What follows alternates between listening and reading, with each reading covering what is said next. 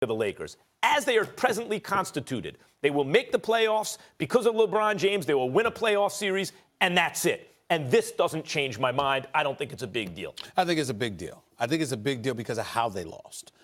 They got their behinds kicked, number one. It was one of the worst games of LeBron James' career.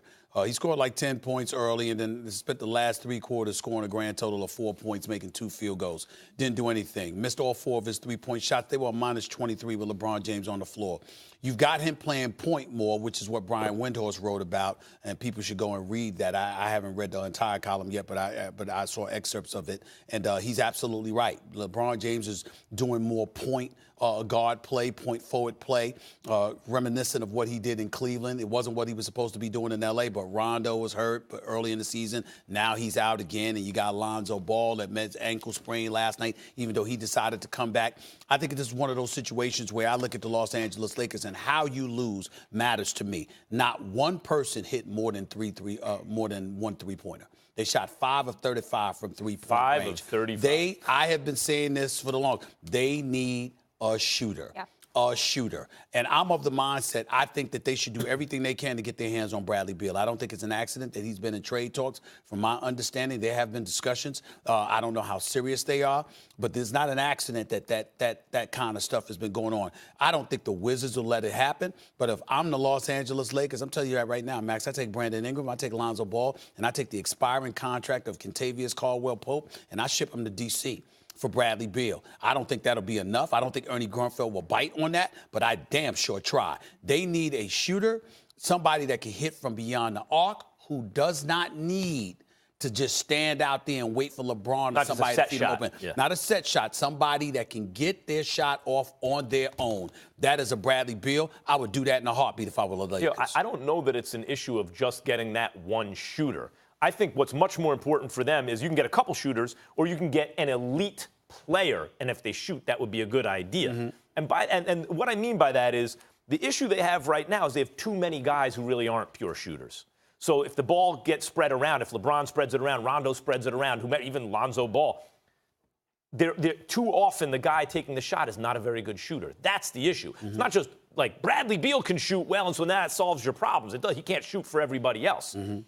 Is Bradley Beal an elite enough player? We know he's very good. He's kind of bubble all-star caliber, I would say, in any given season. Mm-hmm. Is he elite enough to take the assets you have and turn them into him this year? Because if you do that, you can now sign one other max contract player, right, in the offseason. Mm-hmm. And is that nucleus enough going forward in this window at the end of LeBron's career?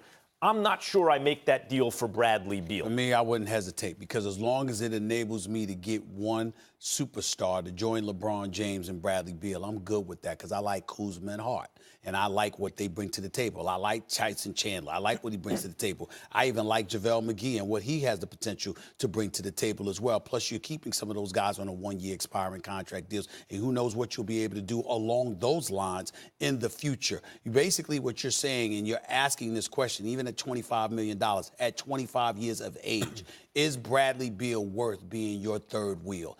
I would say yes. To win a championship. He is. I think a third wheel to win a championship? Absolutely. So who's absolutely. So right. Okay, well, I can go with that if the player in between Beal and LeBron is closer to LeBron than Beal.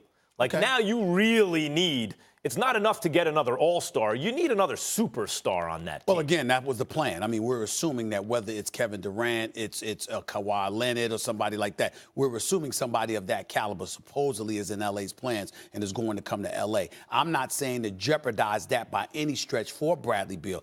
I'm saying make the assumption that one of those folks are going to land in L.A. You go for Bradley Beal, particularly since it doesn't compromise you too much. Because, again, the only contract that's expiring at the end of the season that you're moving away is a KCP, for example, at $12 million.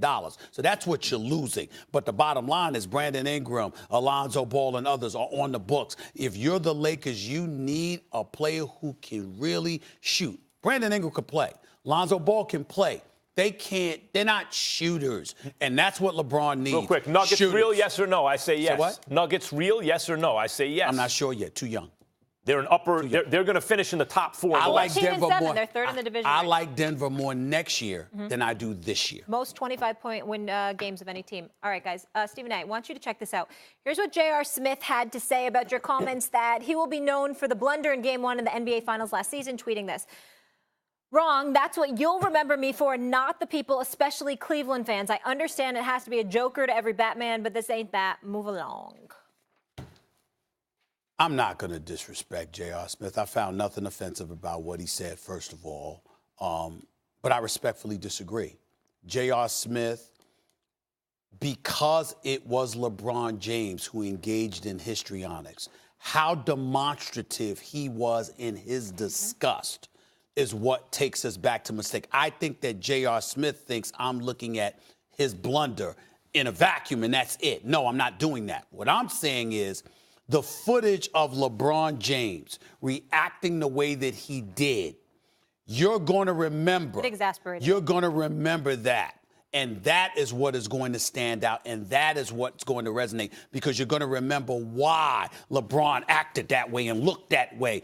Everybody's going to talk about it, and that will forever be synonymous with J.R. Smith unless LeBron James ultimately wins another ring or J.R. Smith miraculously hits some big-time game-winning shot for a championship. This is what he will be remembered for. And dating Rihanna, too. You found nothing. Just kidding. You found nothing offensive about being called the Joker to his Batman? No.